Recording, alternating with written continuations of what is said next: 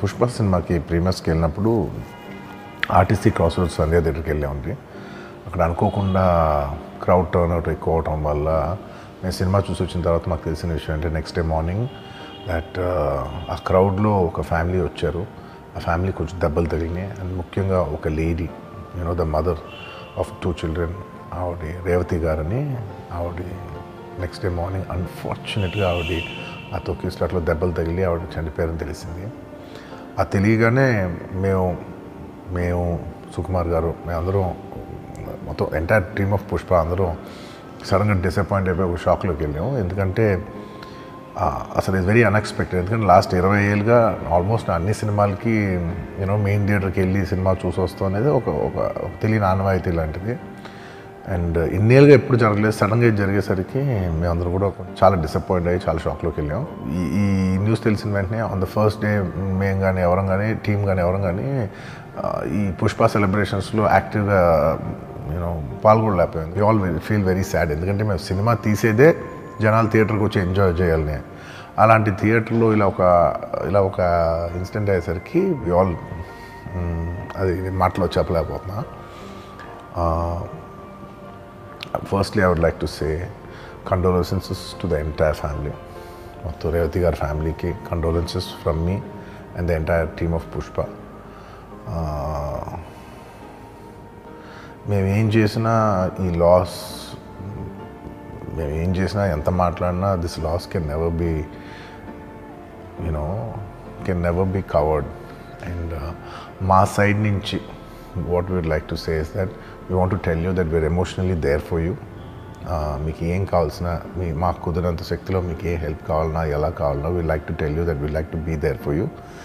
And నా తరపు నుంచి I'd like to donate an amount of rupees 25 lakhs. This is just as a goodwill gesture. అంటే నేను మీ వైపు I'm there for you.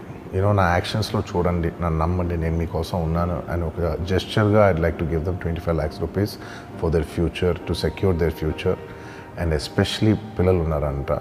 So to tell them that I'll be there for them. వాళ్ళకి ఏ kind of support కావాలన్నా కూడా we'll try to be there as much as possible అని ఒక good will జెస్చర్గా చేస్తున్నాం.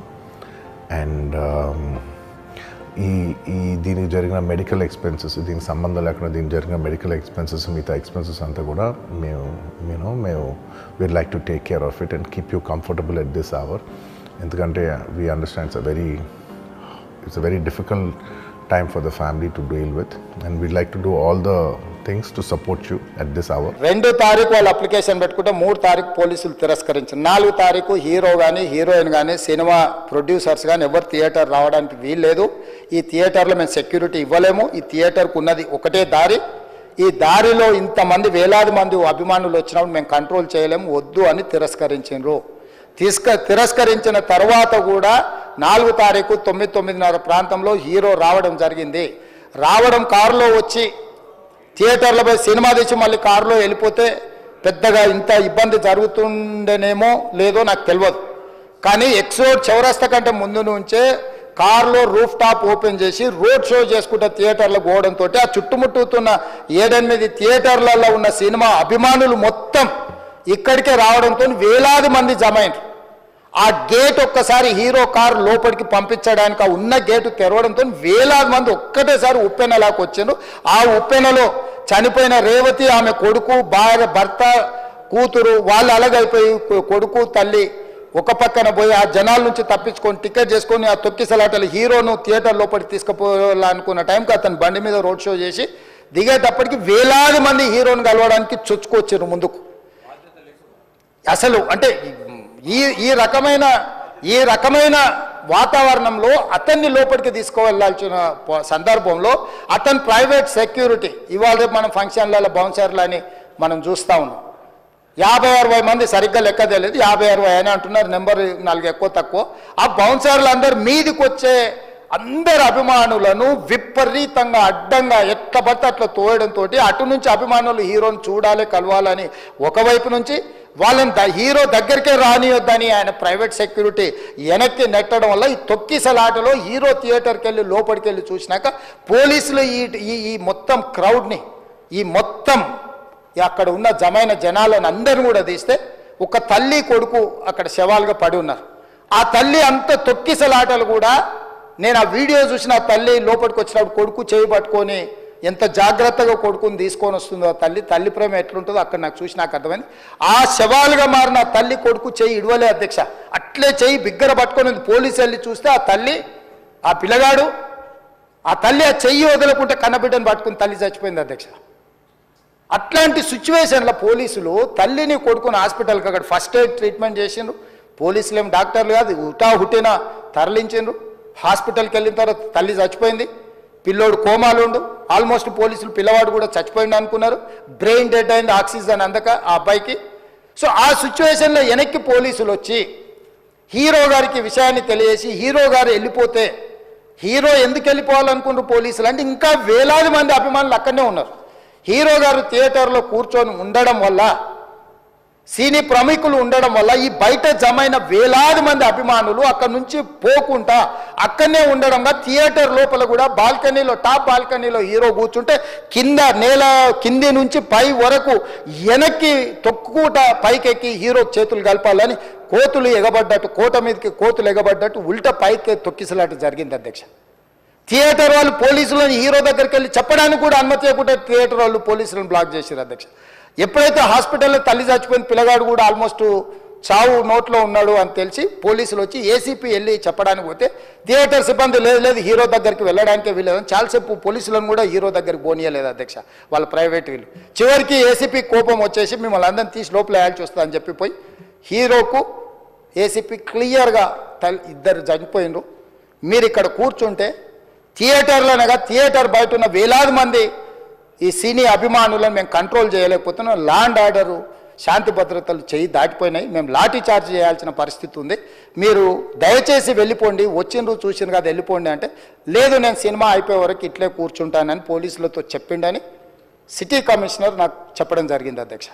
అదేవిధంగా ఇంకా కంట్రోల్ కాకపోవడంతో అప్పుడు డీసీపీ పై అధికారి రంగంలో దిగి వాళ్ళ అందరినీ లోపల వాళ్ళు ఎంబడున్న అడ్డుకుంటున్న వాళ్ళను పోలీసులతో జరిపించి చక్కగా డీసీపీ పోయి హీరో గారికి బయట చనిపోయినరు, పరిస్థితి చాలా గందరగోళంగా ఉన్నది, మీరు ఇక్కడ నుంచి కదలాల్సిందే లేకపోతే మిమ్మల్ని పోలీస్ స్టేషన్కు తీసుకెళ్లాల్సిన పరిస్థితి వస్తుంది, మీరు ఇక్కడ నుంచి కదలాల్సిందే అని బలవంతంగా అతన్ని సినిమా మధ్యలో 12 గంటల సమయంలో రాత్రి 12 గంటల సమయం అట్టిట్టుగా ఆ సమయంలో అతను తీసుకొచ్చి బండెక్కిస్తే మళ్ళీ అతను రూఫ్ టాప్ ఓపెన్ చేసి మళ్ళీ చేతులు ఊపుకుంటూ రోడ్ షో చేసుకుంటూ అంటే తల్లి చనిపోయి పిల్లగాడు చావు బతుకుల మధ్యలో ఉన్నాడు మీరు వెళ్ళండి అని వెనక్కి పంపిస్తే కూడా మళ్ళీ కారులో రూఫ్ టాప్ ఓపెన్ చేసి చేతులు ఊపుకుంటా అభిమానులను సంతోషపెట్టుకుంటా రోడ్ షో చేసుకుంటా అతను వెళ్ళిపోయింది అధ్యక్ష. పోలీసులు కేసు చేసిరు, కేసు మీద థియేటర్కి సంబంధించిన కొంతమందిని అరెస్టు చేసిరు, అరెస్టు చేసి 10-11 రోజుల తర్వాత పోలీసు హీరో గారింటికి వెళ్ళిండ్రు. మీరు కూడా కేసులో A11 మీ మీద కేసు ఉందని చెప్పడానికి పోలీసులతో దురుసుగా ప్రవర్తించిండు, మీరు ఆ వీడియోలన్నీ కూడా చూసిండ్రు. ఆ పరిస్థితిలో చట్టాన్ని అమలు చేసే పోలీసులు ఆల్రెడీ ప్రాణాలు పోయినాయి, ఒక నిరుపేద తల్లి చనిపోయింది, కొడుకు చావు బతుకుల మధ్యలో ఉన్నాడు, ఆ రోజు కోర్టులో కేసులు కూడా వస్తున్నాయి, కోర్టుకు కూడా మీరు విచారణలు ఏం చేసిండ్రని కోర్టుకు కూడా పోలీసులు జవాబు చెప్పాల్సిన పరిస్థితి ఉండే అధ్యక్ష. దాంతో మాట్లాడితే వాళ్ళు చాలా బాధ్యతారహితంగా సమాధానాలు ఇచ్చారని మా పోలీస్ సిబ్బంది చెప్తాను. దాంతోనే అతన్ని పోలీస్ స్టేషన్ తీసుకెళ్ళారు అధ్యక్ష. ఇక్కడి వరకు ఒక హీరో ఒక థియేటర్లో జరిగిన సంఘటనలు వీటన్నిటి నేపథ్యంలో పోలీసులు వాళ్ళ విధి నిర్వహణ నిర్వహించారు అధ్యక్ష. ఎప్పుడైతే అతను పోలీస్ స్టేషన్కు తీసుకెళ్ళిరో కొన్ని రాజకీయ పార్టీలు పైశాచికంగా ఎంత నీచంగా నన్ను తిట్టుకుంటా పోస్టులు పెట్టినరంటే అంటే तेलंगाना समाजंलो मलकपेट बलाला साहब के कॉन्स्टिट्यूंसी के वोटर है उन लोग मलकपेट के छोटे नौकरी उसका नौकरी अकबर साहब वो 30,000 नौकरी करता है, उसके परिवार में कोई कमाई नहीं है, एक टिकट 3,000 रुपये में खरीदा, वो बच्चा उनका फैन है बोल के उनके परिवार 12,000 रुपये रखकर 4 टिकट खरीद के पिक्चर को गए। 30,000 महीने को कमाने वाले నెలకు 30,000 జీతంతో పనిచేసి ఒక ప్రైవేటు చిన్న దాంట్లో ఉద్యోగం చేసుకునే తండ్రి తన కొడుకు ఆయన అభిమానాన్ని కుటుంబము 12,000 రూపాయలు 3,000కు ఒక టికెట్ 12,000 రూపాయలు పెట్టి సినిమా థియేటర్కి వెళ్తే థియేటర్లో చనిపోతే చనిపోయిన 11వ రోజు వరకు వీళ్ళు ఎవరు హీరో కానీ ప్రొడ్యూసర్ కానీ ఎవరు కానీ ఆ కుటుంబాన్ని, చనిపోయిన కుటుంబాన్ని కానీ హాస్పిటల్లో చావు బతుకుల మధ్యలో ఉన్న పిల్లవాడిని పరామర్శించడానికి కూడా పోలేదు అధ్యక్ష. ఇది ఏ రకమైన మానవత్వం అధ్యక్ష? నాకు అర్థం కాలే. ఇలాంటి మానవత్వం లేకుండా వ్యవహరించిన వాళ్ళను పోలీసులు విధి నిర్వహణలో భాగంగా పోలీస్ స్టేషన్కు తీసుకెళ్తే ఒక ఆయన ట్విట్టర్లో పెడతాడు అడ్డగోలుగా 10 ఏళ్ళు మంత్రి చేసి ఉద్యమాలు చేసినామని చెప్పుకునేటోళ్ళు, ఉద్యమాల సమయంలో సినిమా షూటింగ్లో జరగొద్దని దాడులు చేసిన వ్యక్తులు ఇవాళ అతను భగవత్ స్వరూపుడు. అసలు అతన్ని పోలీసులు ముట్టుకుంటారా? అసలు ఈ రాష్ట్రం ఏమైపోతుంది? ఈ రాష్ట్రం ఉంటుందా? ఈ రకంగా రాజకీయ పార్టీలు అధ్యక్ష, రాజకీయ పార్టీలు ప్రజాప్రతినిధులుగా చనిపోయిన ప్రాణాల విలువ లేకుండా చావుకు కారణమైన ప్రత్యక్షంగా పరోక్షంగా అయిన వాళ్ళని పోలీస్ స్టేషన్కు విచారించడానికి పిలిస్తే కూడా అది కూడా తప్పుపట్టి ప్రభుత్వాన్ని బద్నాం చేయాలి, ముఖ్యమంత్రిని తిట్టాలని ఎంత నీచమైన భాష వాడింది అధ్యక్ష. యూట్యూబ్లలో మీరు చూడండి. నాకేముంటుంది అధ్యక్ష? ఏంది ఆ సినిమాకు స్పెషల్ రిలాక్సేషన్స్ ఇచ్చి ఇవాళ సినిమా ఏదైతే వ్యాపారం చేసిందో సినీ పరిశ్రమను ప్రోత్సహించాలని మొదటి వారం అత్యధికంగా సినిమా ధరలతో టికెట్లు అమ్ముకోవడానికి, స్పెషల్ షోలు వేసుకోవడానికి, బెనిఫిట్ షోలు వేసుకోవడానికి ప్రత్యేకమైన అనుమతులు ఇచ్చింది నా ప్రభుత్వమే కదా, మా ప్రభుత్వమే అధ్యక్ష. సినీ పరిశ్రమను ప్రోత్సహించాలనే మా విధానం. ప్రోత్సహించే క్రమంలో తెలంగాణ ప్రజల ప్రాణాలను ప్రాణాలు తీసుకుంటే కూడా వాళ్ళని ఏమనొద్దానంటే మీరు లా చేయండి అధ్యక్ష. మరి స్టేట్కు లా అథారిటీ ఉందో లేదో నాకు తెలియదు, కానీ star, film star, super stars or political stars is having some special privilege. If they murdered anyone also we need not to prosecute or otherwise we need not to book any case against these personalities అని మనం మీరు చట్టం చేస్తా అంటే సినీ ప్రముఖులకు కానీ రాజకీయ ప్రముఖులకు కానీ స్టార్లని ఫీల్ అయ్యే వాళ్ళ పట్ల ప్రత్యేకమైన చట్టం ఉంటుంది. వాళ్ళ మీద కేసులు పెట్టొద్దని మీరు ఏమైనా చట్టం చేస్తే ఆ చట్టం అమలు చేస్తాం అధ్యక్ష. ఈ రోజున్న డాక్టర్ బాబాసాహెబ్ అంబేద్కర్ ఇచ్చిన చట్టం ప్రకారము దీనికి కారణమైన వాళ్ళను ప్రత్యక్షంగా పరోక్షంగా కారణమైన వాళ్ళందరి మీద కేసులు కట్టి పోలీసులు విచారణ చేయాల్సిందే, బాధితులను శిక్షించాల్సిందే అధ్యక్ష. సో ఈరోజు ఆ కుటుంబాన్ని ఆదుకోవడానికి ఈరోజు కూడా ఆర్థికపరమైన విషయాల్లో కానీ దీంట్లో కానీ వాళ్ళు ఎవరు పెద్దగా ఆసక్తి, కనీసం సినిమా వాళ్ళు ఒక్కరోజు అతను పొయ్యి వస్తే సినీ ప్రముఖులందరూ అతని ఇంటికి వెళ్ళి అతనికి మొత్తం ఏదో కాళ్ళు చేతులు యాక్సిడెంట్లో పోయినట్టు కన్నీళ్లు గారుస్తారు. ఈ సినీ ప్రముఖులు ఒక్కరైనా హాస్పిటల్కి పోయినరా అధ్యక్ష? నేను సూటిగా తమ ద్వారా సినీ ప్రముఖులను నేను అడుగుతున్నా అధ్యక్ష. తల్లి చనిపోయి 9 సంవత్సరాల పిల్లగాడు బ్రెయిన్ డెడ్ అయ్యి ఆక్సిజన్ అందక 20 రోజుల నుంచి హాస్పిటల్లో కోమాలో ఉంటే ఈ సినీ ప్రముఖులు ఒక్క రోజు కోసం పోలీస్ స్టేషన్ పోయిన ఇంటికాడ క్యూ కట్టి ప్రభుత్వాన్ని తిడుతున్నారు, నన్ను తిడుతున్నారు, అతన్ని పరామర్శిస్తున్నారు. ఏమైంది అధ్యక్ష? అతను కాలు పోయిందా, కన్ను పోయిందా, చేయి పోయిందా, ఏమైనా కిడ్నీలు దెబ్బతిన్నా, ఏమైంది? అతన్ని ఇంతమంది సినీ ప్రముఖులు పరామర్శించారు, కలిసిండ్రు, అభినందించారు. కానీ ఆ పిల్లగాన్ని కనీసం అన్న పరామర్శించడానికి సినీ ప్రముఖులు ముందుకు రాలేదంటే సినిమా ఇండస్ట్రీలో ఉన్న ప్రముఖులు ఏం ఆలోచన చేస్తుండ్రో, ఏం కోరుకుంటుండ్రో నాకైతే తెలియదు. నా లైఫ్ అంబిషనే థియేటర్కి వచ్చిన జనాల్ని ఎంటర్టైన్ చేద్దామని. అరే మీరు మిమ్మల్ని థియేటర్కి వస్తే మిమ్మల్ని అందరూ నవ్వుతూ పంపించాలనే నా ఇంటెన్షన్ అబ్బా. మీ మనసుల్ని గెలిచి పంపించాలనుకునే మనిషిని అలాంటి థియేటర్లో అలాంటి థియేటర్లో టెంపుల్ లాంటిది, అలాంటి థియేటర్లో ఒక యాక్సిడెంట్ అయిందంటే నాకంటే బాధపడేవాడు ఉంటాడా ఎవరైనా? నాకు నిజంగా బాధగా ఉంది. So condolences to the family. I really wish good, I'm having a few hourly updates about what's happening with the kid. Abhay Sitej ki every few hours ki ఏమవుతుంది అప్డేట్లో ఉన్నాను. గుడ్ థింగ్ ఏంటంటే తను బాగున్నాడు, లైట్ కదులుతున్నాడు, he's progressing. This good thing that's are happening. ఇన్ని మిస్హ్యాప్స్లో అదొక్కటి ఆనందపడగలిగిన విషయం. అండ్ మెయిన్ రీజన్ ఇవాళ ఈ ప్రెస్ మీట్ పెట్టడానికి మెయిన్ రీజన్ అంటే ప్లీజ్ నేను ఎవరిని బ్లేమ్ చేయట్లేదు. Please understand, there's a lot of misinformation, there is a lot of false allegation, wrong and miscommunication valla kuda chalasal jaruguddi. So I just want to tell, I don't want to blame any department or any particular political leader or the government. In fact, government though we are very very happy because mak theatre special prices ichcharani, we are actually very happy with them. So idi A individual ki sambandhinchina vishayam kaadu. I just want to address everybody that there's a lot of misinformation. నేను ఇలా behave చేశాను, నేను అలా అన్నాను, నేను ఇలా చేశాను అనేది రాంగ్ ఎలిగేషన్స్ పడేసరికి I'm feeling extremely, how do you say, I'm అంతే extreme. It's humiliating and character assassination. నేను 20 ఏళ్ళుగా నేను ఎప్పుడు ఇలాంటి ఇష్యూలో 20 ఏళ్ళుగా నన్ను చూస్తున్నారు కదా, నేను ఎప్పుడైనా ఇలా చేస్తానా, ఇలా అంటానా, ఇలా మాట్లాడగలనా? అలా అన్నప్పుడు చాలా బాధ వేస్తుంది. ఎందుకంటే ఓకే అది ఫ్లోలో చెప్పచ్చులే, అది ఇట్స్ ఓకే. ఎనీవేస్ జరిగిందంతా మాత్రం చాలా there is a lot of wrong information going on, there is a lot of misinformation, lot of false allegation. Especially నా క్యారెక్టర్ అసాసినేషన్ చేసేసరికి సార్ నేను సినిమా చేసి సినిమా చాలా పెద్ద సక్సెస్ అయ్యి ఉండి ఆ సక్సెస్ అంతా పక్కన పడేసి మొత్తం గత 15 రోజులుగా నేను ఇక్కడే కూర్చుని అన్ని ఫంక్షన్స్, అన్ని ప్రోగ్రామ్స్, అన్ని సెలబ్రేషన్స్ అన్ని మ్యాక్సిమం క్యాన్సిల్ చేసేసుకుని పబ్లిక్ ఫంక్షన్స్ అన్ని పెడతా ఉన్నాయి, అన్ని క్యాన్సిల్ చేసుకుని ఒక్కడనే ఇక్కడ కూర్చుని అరే ఇలాంటి టైం ఎలా ఉండేది, నేను ఎలా ఉండాల్సిన టైం ఇలా అయిపోయింది ఏంటి, నేను ఒక్కడనే కూర్చుని 15 రోజులు ఇంట్లో ఎక్కడికి వెళ్ళబోతున్నా, నా ఆఫీస్కి వెళ్ళబోతున్నా, నేను సొంతగా సినిమా తీసా. ఒక తీసిన సినిమా 3 ఏళ్ళు కష్టపడి తీసిన సినిమా థియేటర్లో ఎలా ఉందో కూడా నేను చూడలేదు ఇప్పటివరకు. నేను నా సినిమా థియేటర్లో ఎలా ఉందో చూడలేదు నేను. And that's my biggest education. మీరు రాబోయే సినిమాలు నేను ఎలా తీయాలి, ఇట్స్ మై లెర్నింగ్ కర్వ్. నాకు చాలా ఇంపార్టెంట్ నేను థియేటర్లో చూడటం. నేను నేర్చుకుంటా సినిమాని.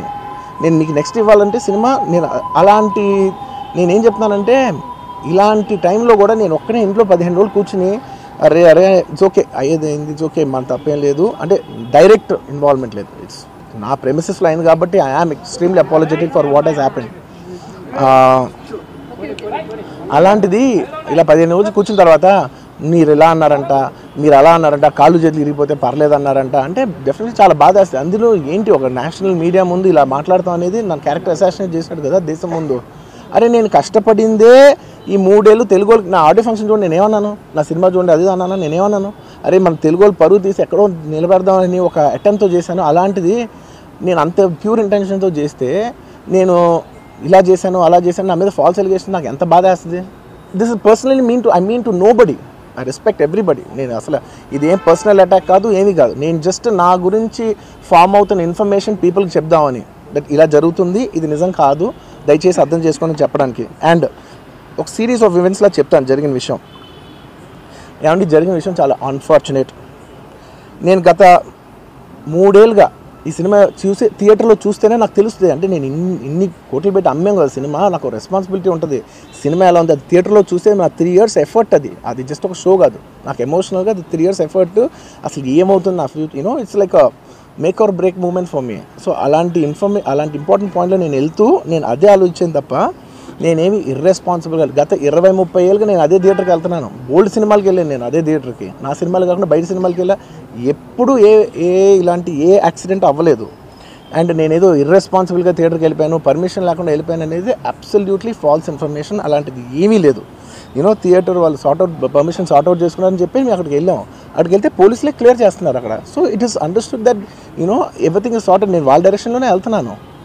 అండ్ ఏంటి వాళ్ళు ఒకవేళ నిజంగా పర్మిషన్ లేకపోయి ఉంటే చాలాసార్లు వాళ్ళు చెప్తారు సార్ మీ పర్మిషన్ లేదంటే మేము రెండింటితో వెళ్ళిపోతాం. వాళ్ళే క్లియర్ చేసి ముందుకు రమ్మంటూ ఉంటే పర్మిషన్ ఉందనుకునే కదా మేము ముందుకు వెళ్తూ ఉంటాం in that flow of things.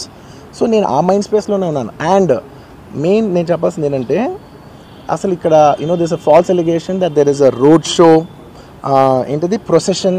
అసలు ప్రొసెషన్ కాదు, రోడ్ షో కాదు, ఏమీ కాదు. జస్ట్ థియేటర్ ఇక్కడ ఉన్నాను, అక్కడ theatre just couple of yards away from the theatre. అది అసలు రోడ్ షో కాదు, ఏమీ కాదు. కారు అలా వెళ్తూ ఆగిపోయింది. ఒక పాయింట్ తర్వాత ఎంత జనం కూడిపోతారంటే అండి మీరు కనపడితే కానీ జనం వెళ్ళరు. బౌన్సర్లు కానీ ఎవరన్నా పోలీస్ కానీ అందరూ అడుగుతారు సార్ మీరు ఒక్కసారి వేవ్ చేసాను సార్ వెళ్ళిపోతారంటే మేము మామూలుగా ఎప్పుడు బయటకు వచ్చి అందరికి వేవ్ చేస్తాం. అది నేనే కాదు, ఎనీ లీడర్ ఎనీ సెలబ్రిటీ ఎవరైనా అడగండి, మనం వేవ్ చేస్తేనే వాళ్ళందరూ జరుగుతారు. ఓకే చూసాం ఒక సాటిస్ఫాక్షన్ ఉంటుంది, అప్పుడు దే స్టార్ట్ మూవింగ్ అవే. ఆ దీని మీద చేశాను. And is also respect. ఇంత వేల మంది చూస్తానికి వచ్చినప్పుడు నేను నా కార్ లోపల టెంటెడ్ కార్ లోపల దాక్కుని కూర్చుని ఉన్నా. బట్ అంతమంది అంతమంది వచ్చినప్పుడు వాళ్ళకి ఏం కావాలి, హీరోది ఒక గ్లిమ్స్ కావాలి అంతే. అది కూడా ఇవ్వకపోతే నేను ఎంత యారగెంట్ కింద ఉంటుంది. ఇంతమంది ప్రేమ చూపిస్తే నేను కాలు కూర్చున్నారులే అనుకుంటాను నేను. అరే నేను బయటకు వచ్చి ఒక్కసారి వాళ్ళందరికీ థ్యాంక్ యూ ప్లీజ్ పదండి ఇలా అంటుంటాను. మీరు చూడండి నా జస్టిస్ అని చూడండి. ఇలాంటే ఇలా పదండి నేను చెప్తేనే వాళ్ళు వెళ్తారు. అది పోలీసులు కానీ బౌన్సర్లు అందరూ మేనేజ్మెంట్ అందరూ అడుగుతారు సార్ మీరు చెప్తేనే వింటారు, ఒక్కసారి మీరు చెప్పండి అంటే మేము వచ్చి బయటకు వచ్చి ఇలా వేవ్ చేసి ఇలా అంటే వాళ్ళందరూ జరుగుతుంటారు. That is how we went in to the theatre. And థియేటర్కి వెళ్ళిన తర్వాత what I wanted to say is that there's a misinterpretation అనుకోండి, మిస్ఇన్ఫర్మేషన్ అనుకోండి, ఫాల్స్ ఇన్ఫర్మేషన్ అనుకోండి, ఏమనుకోండి. It is no road show, it is no procession.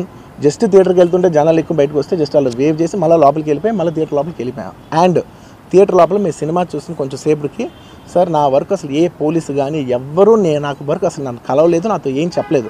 నాకు చెప్పిందల్లా అది పైగా మా మేనేజ్మెంట్ సైడ్ నుంచి వాళ్ళు మా వాళ్ళు వచ్చి చెప్పింది ఏంటంటే సార్ బయట ఓవర్ క్రౌడ్ అవుతుంది, మీరు దయచేసి వెళ్ళిపోండి అని చెప్పారు. వాళ్ళ పోలీసు వాళ్ళందరూ బయట చాలామందికి ప్రాబ్లం అవుతుంది సార్, ఓవర్ క్రౌడ్ అవుతుంది, మీరు వెళ్ళిపోండి అంటే నేను వెళ్ళిపోయా. సినిమా స్టార్ట్ అయిన కొంచెంసేపు నేను వెళ్ళిపోయా. నేను మా వైఫ్ అందరూ మేము బయటకు వచ్చాము అంతే. నాకు అసలు ఆ తర్వాత నెక్స్ట్ డే నాకు తెలిసింది ఒక లేడీ ఇలా ఉందంట, కళ్ళు తిరిగి పడిపోయిందంట, ఆ తర్వాత ఆవిడ పాపం చనిపోయిందంట, ఇలా ఒక కిడ్ ఉన్నాడు అంటే నేను షాక్లో గురయ్యా. అంటే నాకు తెలియదు అసలు నెక్స్ట్ డే వరకు నాకు అసలు తెలియదు. I had no idea. ఎందుకంటే నేను నా పిల్లోనే పక్కన పెట్టుకున్నా, నా వైఫ్ నా కొడుకు నా కూతురు థియేటర్లోనే ఉన్నారు. నాకు తెలీదు. నిజంగా అలా జరుగుండి ఉంటే నాకు తెలుసుండి ఉంటే నేను వాళ్ళు తీసుకుని వెళ్ళిపోతాను కదా, మినిమం కదా, ఎవరైనా వాళ్ళ పిల్లలు వాళ్ళు తీసుకుని వెళ్ళిపోతారు కదా. నాకు తెలియని కూడా తెలియదు. సరే పిల్లలు వాళ్ళు చూసుకుంటారు, మనం వెళ్ళిపోతే క్రౌడ్ క్లియర్ అయిపోతే ప్రాబ్లమ్ సాల్వ్ అయిపోతే నేను వదిలేసి వెళ్ళిపోయా. అలాంటిది నాకు తెలిసి కూడా నేను సినిమా చూస్తూ ఉన్నాను, ఇలాంటి ఫాల్స్ అలిగేషన్స్ వస్తే చాలా బాధ వేస్తుంది. పిల్లలు ఉన్నారు సార్, పిల్లలు వదిలేసి వెళ్ళిపోతాను నేను. నా పిల్లలు అంటే ఎంత ఇష్టం తెలుసు, ఎవరైనా ఉంటారు కదా తీసుకుని వెళ్ళిపోతారు కదా. అలాంటి నాకు క్లూ కూడా లేదు. నేను ఇంటికి వెళ్ళిపోయిన తర్వాత నేను వెళ్ళిపోయిన నెక్స్ట్ డే నాకు మార్నింగ్ తెలిసి ఇలా చనిపోయారంటే షాక్ అయ్యాను నేను. షాక్ అయ్యి ఇమీడియట్గా నేను బాస్కు ఫోన్ చేశాను, మా బన్నీ వాసుకు ఫోన్ చేసి వాసు ఇమీడియట్గా హాస్పిటల్కి వెళ్ళి వాళ్ళ కలువు, నేను వస్తానంటే సార్ నేను మొత్తం అక్కడ వెళ్ళి సెట్ చేసి వస్తాను, వాళ్ళందరూ ఎమోషనల్గా ఎలా ఉన్నారు ఏంటో మనం ఫస్ట్ చెక్ చేసుకున్న తర్వాత మీరు దిగాలి, ఒక నిమిషం ఆగండి సార్. వెళ్ళిపోయిన తర్వాత వాసు నేను వస్తానంటే సార్ మీరు రావద్దు ప్లీజ్, దయచేసి మీరు హాస్పిటల్ రావద్దు, ఇక్కడికి గందరగోళం అయిపోద్ది, నేను నైట్ మీరు థియేటర్కి వెళ్ళారు, ఇష్యూ అయింది, చాలా ప్రాబ్లం అయింది, ఇప్పుడు మీరు హాస్పిటల్కి వచ్చి మళ్ళీ ప్రాబ్లం అయితే మాత్రం సార్ చాలా ప్రాబ్లం అవుతుంది సార్, నేనే వాళ్ళని కొంచెం వాళ్ళ రిచువల్స్ అవన్నీ అయిపోయిన తర్వాత మీ దగ్గర తీసుకొస్తానని చెప్పాడు.